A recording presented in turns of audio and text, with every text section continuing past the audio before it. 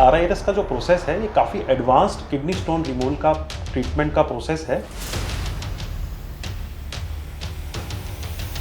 क्या बड़े अस्पताल जो इतना बड़ा रेट बता रहे हैं वो आपको ठग रहे हैं?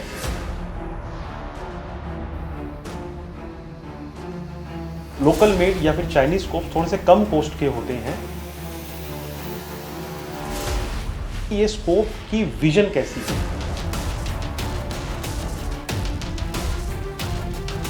थूलियम लेजर क्या करती है? स्टोन्स को बहुत ही छोटे,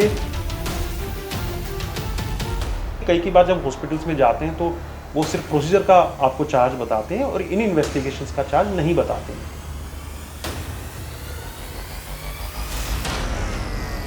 कि RIRS मेजर सारे के सारे इंश्योरेंस में कवर किया जाता है।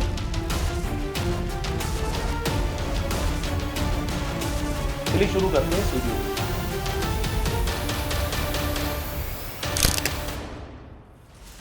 क्या आपको भी किडनी स्टोन्स हैं और क्या आप भी RIRS सर्जरी करवाना चाहते हैं और आप जानना चाहते हैं कि इसका रेट क्या होता है? क्योंकि कई अस्पताल बताते हैं कि इसका रेट 75 से 80 हज़ार है और कुछ बड़े अस्पतालों में इसका रेट 1.5 से 2 लाख भी बताया जाता है। तो क्या बड़े अस्पताल जो इतना बड़ा रेट बता रहे हैं वो आपको ठग रहे हैं, या जो छोटे अस्पताल जो कम रेट बता रहे हैं वो कहीं ना कहीं आपके ट्रीटमेंट में कोई कमी छोड़ दे रहे हैं?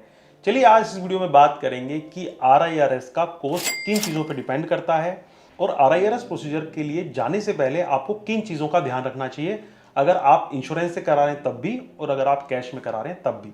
नमस्कार, मेरा नाम है डॉक्टर दीपांशु गुप्ता। मैं एक सीनियर यूरोलॉजिस्ट हूँ क्योरस्टोन के साथ। चलिए शुरू करते हैं इस वीडियो पे। तो जैसा आप जानते हैं कि RIRS का जो प्रोसेस है ये काफ़ी एडवांस्ड किडनी स्टोन रिमूवल का ट्रीटमेंट का प्रोसेस है। पहले जो इस्तेमाल होते थे वो बड़े ही लंबे चौड़े और हार्ड स्कोप्स इस्तेमाल होते थे, रिजिड स्कोप्स इस्तेमाल होते थे। RIRS में सबसे पहला जो सबसे इंपॉर्टेंट हमारा हथियार या औजार है वो होता है हमारा फ्लेक्सिबल दूरबीन। फ्लेक्सिबल दूरबीन एक पतली सी दूरबीन होती है, एक पेन के सिक्के से थोड़ी सी बड़ी दूरबीन होती है, वो काफ़ी लंबी होती है, वो आगे से किसी भी एंगल में बेंड की जा सकती है।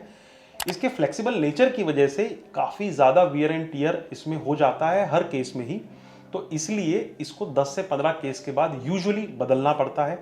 सबसे इंपॉर्टेंट चीज़ होती है कि ये स्कोप की विजन कैसी है, क्योंकि जितनी ज़्यादा अच्छी इसकी विजन होगी उतना ही सर्जन या डॉक्टर अच्छे से देख पाएंगे और उतना ही अच्छा ऑपरेशन कर पाएंगे और सब चीज़ें सब कॉर्नर्स को अच्छे से देख पाएंगे। तो फ्लेक्सिबल दूरबीनें अलग अलग कंट्रीज मैन्युफैक्चर करती हैं, जर्मनी, अमेरिका, जापान और चाइना। तो ओरिजिन ऑफ कंट्री से भी डिपेंड करता है कि उसका कॉस्ट क्या होगा। जैसे कि लोकल मेड या फिर चाइनीज स्कोप्स थोड़े से कम कॉस्ट के होते हैं, बाकी जर्मनी और US के स्कोप्स थोड़े ज़्यादा कॉस्ट के होते हैं। तो इस चीज़ पे भी आपका कॉस्ट डिपेंड करता है कि आपका हॉस्पिटल किस तरीके का स्कोप इस्तेमाल कर रहा है, उनकी विजन क्वालिटी कैसी है। दूसरी सबसे इंपॉर्टेंट चीज़ इसके अंदर है लेज़र। लेज़र कौन सी इस्तेमाल की जा रही है? देखिए, आज की डेट में RIRS 2 अलग अलग लेज़र से किया जा सकता है। एक है होल्मियम लेज़र, जो कि थोड़ी सी पुरानी कॉन्सेप्ट पे बनी हुई है। ये लेज़र काफ़ी सालों से यूज़ में की जा रही है किडनी स्टोन के ट्रीटमेंट में। इसके साथ थोड़ा डिसएडवांटेज ये है कि ये स्टोन्स को थोड़े बड़े टुकड़ों में तोड़ती थी। इस चीज़ के लिए आज की डेट में हमारे पास एक थूलियम लेज़र अवेलेबल है। थूलियम लेज़र क्या करती है? स्टोन्स को बहुत ही छोटे डस्ट में तब्दील कर देती है और वो डस्ट हमारे यूरिन से निकल जाता है। तो देखा जाए तो थूलियम लेज़र ज़्यादा एडवांस्ड है और आजकल स्टोन ट्रीटमेंट में एक स्टैंडर्ड बनती जा रही है। इससे स्टोन बहुत ही फाइन डस्ट में कन्वर्ट हो जाता है, जो कि आराम से निकल जाता है। तीसरी चीज़ आती है कि जो कंज्यूमेबल्स इस्तेमाल हो रहे हैं आपकी सर्जरी के दौरान, जैसे कि फैंस RIRS की अगर हम बात करें तो उसमें एक different kind of sheet use होती है। ये शीट भी हर केस में इस्तेमाल नहीं की जा सकती है, कोई 3 या 4 केस के बाद इसको भी बदलना पड़ता है। काफ़ी सारी और छोटी छोटी गाइड वायर्स होती हैं और स्टोन बास्केट्स होती हैं। तो अगर कोई प्रॉपरली इसको काम कर रहा है, प्रॉपरली RIRS कर ले, तो वो इन सब चीज़ों को भी हर टाइम टू टाइम चेंज करता रहेगा, जिससे कि केस स्मूथली रन हो। उसके बाद आता है कि जो दवाइयाँ इस्तेमाल की जा रही हैं आपके ट्रीटमेंट में वो किस क्वालिटी की हैं। क्या वो सेकंड दर्जे की दवाइयाँ हैं या जो अच्छी ब्रांड्स, अच्छी कंपनीज हैं उनकी दवाइयाँ इस्तेमाल की जा रही हैं। फिर पांचवी चीज़ है आपको एनेस्थीसिया कौन सा दिया जा रहा है और OT कैसी है। मॉड्यूलर OT है जहाँ पे सारी फैसिलिटीज़ अवेलेबल हैं, या फिर आपकी एक कोई छोटी नॉर्मल सी OT है। इन सारी चीज़ों पर आपका RIRS का कॉस्ट डिपेंड करता है। अब कोई भी पेशेंट जब जाते हैं तो उन्हें कुछ पैकेज अगर बताया जाता है तो किन चीज़ों का ध्यान रखना है उस पैकेज को लेते हुए आपको अपने डॉक्टर से, अपने केयर गिवर से क्या चीज़ पूछनी है। सबसे पहले आपको ये पूछना है कि जो प्री एनेस्थेटिक चेकअप के लिए जो जांचें कराई जाती हैं, क्या वो इस पैकेज में इंक्लूडेड हैं या नहीं है। सबसे इंपॉर्टेंट चीज़ आपको ये पूछनी है, क्योंकि कई बार जब हॉस्पिटल्स में जाते हैं तो वो सिर्फ प्रोसीजर का आपको चार्ज बताते हैं और इन इन्वेस्टिगेशंस का चार्ज नहीं बताते हैं। तो एक आपको ये चीज़ पहले क्लैरिफाई करनी है। दूसरा आपको ये पूछना है कि क्या डीजे स्टेंट रिमूवल के चार्जेस इसके अंदर इंक्लूडेड हैं या नहीं है, क्योंकि बहुत सारे पेशेंट्स ये पूछना भूल जाते हैं कि अगर डीजे स्टेंट अगर नहीं डला है तो कोई दिक्कत नहीं है, लेकिन अगर डला है तो उसके चार्जेस भी सेपरेट होते हैं।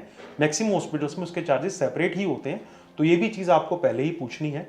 तीसरी चीज़ आपको ये पूछनी है कि अगर आपका स्टे किन्हीं कारणोंवश, अगर आप पैकेज ले रहे हैं तो किन्हीं कारणोंवश बढ़ रहा है, तो अगर 1 या 2 दिन का स्टॉप ज़्यादा हो जा रहा है तो उसमें क्या चार्जेस रहेंगे, क्या वो पैकेज में इंक्लूड है या वो पैकेज से अलग है। एक और अच्छी बात यह है कि RIRS मेजर सारे के सारे इंश्योरेंस में कवर किया जाता है, इंश्योरेंस के थ्रू भी इसको करवाया जाता है। और अगर आपका इंश्योरेंस है तो सबसे पहले आप इंश्योरेंस में 2 चीज़ें चेक करेंगे कि RIRS की कवरेज है या नहीं, और दूसरा आप ये चेक करेंगे कि आपका रूम रेंट कैपिंग है या नहीं। जैसे बहुत बार क्या होता है कि पेशेंट्स को ये बताया जाता है कि आपके रूम की कैपिंग है, आपको 5000 रूम के लिए दिए जाएंगे, लेकिन जिस हॉस्पिटल में आप एडमिट हो रहे हैं वहाँ पे 10,000 की रूम की कैपिंग होती है। तो इसलिए पेशेंट को लगता है कि यार ये तो सिर्फ रूम के ही तो चार्जेस ज़्यादा हैं, मुझे तो 1 या 2 दिन के लिए रुकना है तो मैं 10,000 एक्स्ट्रा पे करके रुक जाऊँगा।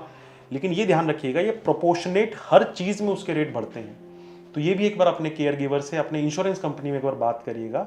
तीसरी चीज़ होती है, कई बार ऐसा देखा गया है कि इंश्योरेंस सिर्फ कुछ अमाउंट ही आपको देता है। कई बार 50,000 की कैपिंग होती है, कई बार 60,000 की कैपिंग होती है। तो इस कैपिंग वर्ड को ज़्यादा ध्यान से देखिएगा कि आपके इंश्योरेंस में कोई कैपिंग तो नहीं है। अगर फिर भी आपके कोई भी सवाल हैं कोर्स से रिलेटेड या RIRS ट्रीटमेंट से रिलेटेड, तो मैं नीचे लिखे हुए नंबरों पे आप बात कर सकते हैं, हमसे कनेक्ट कर सकते हैं। धन्यवाद।